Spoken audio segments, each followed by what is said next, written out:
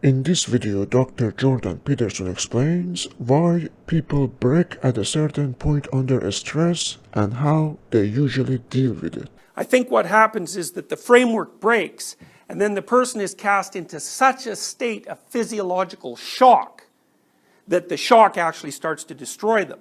So like if I stress you enough for a reasonable length of time, you're going to blow out at your weakest point. And that's a nice way to think about the genetics of pathology, of psychopathology. It's like everybody has a weakest point. You know, it's like if you blow up a balloon enough, then it's going to blow out where it's the weakest. Well, every one of you has a weak point. You know, some of you will have a threshold for that weakness that's lower than others. But generally, if I push hard enough on you, something's going to happen. You're going to get hypoglycemic, and then you're going to eat too much, and then you're going to become obese, or you're going to turn to alcohol because it's a really useful anti-anxiety agent for you, or you're going to develop some kind of other stress-related illness, maybe diabetes, or you're going to develop an anxiety disorder, post-traumatic stress disorder, or maybe if you have a family history towards psychosis, you're going to develop delusions and paranoia.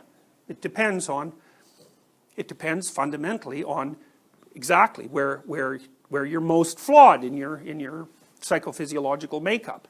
I don't think you can necessarily predict how that's going to happen, although you can sometimes if somebody has a loaded family history. And even with illnesses like schizophrenia, the standard models are always stress, diathesis. There's a pre-existent vulnerability which will not necessarily manifest itself unless the person is put under pressure. And it's interesting to think, we tend to think about stress in some sense as a psychological phenomena, but it's not really a psychological phenomena often, even though it is related to the way in which you construe the world.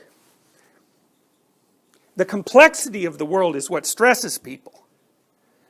That isn't psychological, because the world is complex. The psychological element is, well, is your toolkit generally adequate to deal with that complexity?